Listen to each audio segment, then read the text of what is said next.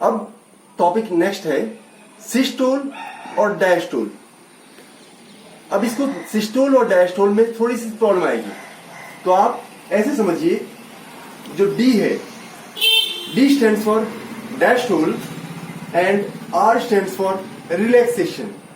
तो जो डायस्टोल है उसे कहेंगे रिलैक्सेशन, और जो सिस्टोल है इसे हम कहेंगे contraction. SC systole contraction and diastole relaxation. हम जब डॉक्टर के यहां जाते हैं और बीपी चेक कराते हैं, तो बीपी चेक कराने में वो कहेगा एक नॉर्मल पर्सन की जो बीपी है वो आनी चाहिए 120/80 mm of Hg। mm of Hg is atmospheric pressure. Hg means mercury. तो ये जो मरकरी का शो करेगा, अगर इसमें थोड़ी सी भी फ्लक्चुएशन हो जाएगी तो आपका बीपी कमजोर है या ज्यादा आ गया। अगर हम सीढ़ियां चढ़ के आए तो उस समय अगर हम बीपी नापेंगे तो ये इसमें वेरी कर जाएगा, और अगर आप सो के उठ के आए तब भी वेरी कर जाएगा। इसलिए under normal condition a healthy person bear 120/80 mm of Hg। तो जो सिस्टोल है 120 हो गया और डायस्टोल 80 हो गया। अब इसको देखते हैं, जो हमारा कॉन्ट्रैक्शन, ये एक्चुअली अगर पूछा जाए ये जो बीपी है ये हमारा किस पोर्शन में नापा जाता है, तो हम कहेंगे ये इसके प्रेशर को नापेगा, मींस लेफ्ट वेंट्रिकल के प्रेशर को नापता है। क्योंकि इसके ठीक सामने जब भी आप बीपी वाली मशीन फिट करेंगे तो आप लेफ्ट हैंड को ही यूज करेंगे, क्योंकि इस समय प्रेशर यहां से सबसे ज्यादा आता है। तो ये वाला आपको प्रेशराइज करेगा। प्रेशर ये भी करता है, ये भी देता है, लेकिन इसका जो प्रेशर होगा इसको नापने का काम जो मशीन करती है उसको कहते हैं स्फिग्मोमैनोमीटर।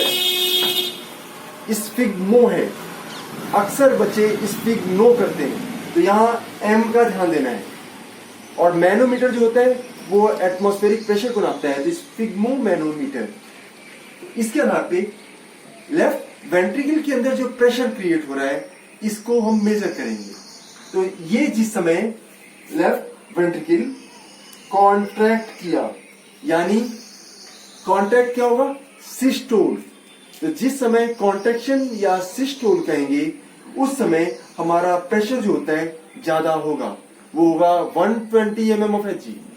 और जैसे ही पंप किया ये पूरी बॉडी में गया, पूरे बॉडी में भेज दिया, और कॉन्ट्रैक्ट करने के बाद वो रिलैक्स होगा, और उस समय जो हमारा प्रेशर होगा वो हो जाएगा 80 mm of Hg, और वही कहलाएगा डायस्टोल। इसको आप समझिए, आइसक्रीम फैक्ट्री वाला जो बैलून होता है, जो भोपू बजता है, तो जब प्रेशर दबाते हैं तो आपकी आवाज जोर से आती है, मींस वो कॉन्ट्रैक्ट करता है। तो जो कॉन्ट्रैक्शन होता है उस समय प्रेशर ज्यादा आता है, इसमें होल बॉडी में जाएगा। या इसको हम समझिए, तो अगर ये मोटर है और मोटर से एक पाइप यहां से जा रही है और घूम के लौट के आएगी, तो उस कंडीशन में हमारा क्या होगा, प्रेशर सबसे ज्यादा कहां होगा, यहां से जो ब्लड जो प्रेशर मारेगा वो सबसे ज्यादा उसका प्रेशर ऑर्टा में होगा, और ये घूम के पूरे बॉडी में आया, लेग्स, स्टोमक, लीवर, इंटेस्टाइन वगैरह सबसे आया, और आते आते बेचारे की एनर्जी लॉस हो जाती है, और जब वो हार्ट में पहुंचेगा उसकी एनर्जी बहुत ही लो हो जाएगी। तो यहां पर जो प्रेशर क्रिएट हुआ, हाई प्रेशर, उसको हम कहेंगे systole on contraction, and when the same left ventricle get relax it is called diastole, और वो 80 mm of Hg होगा।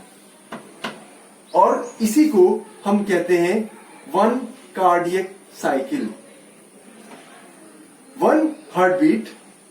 आप इसको ऐसे भी देख सकते हैं, जब भी यूज करेंगे लेफ्ट हैंड यूज करेंगे, और ये जो है यहां पे आप अपने 2 फिंगर्स को डाल के देखिए, आपको पल्सेटिंग स्ट्रक्चर दिखेगा, और जैसे ही यहां दिखेगा आप समझ जाइए ये जो है ये आर्टरी है।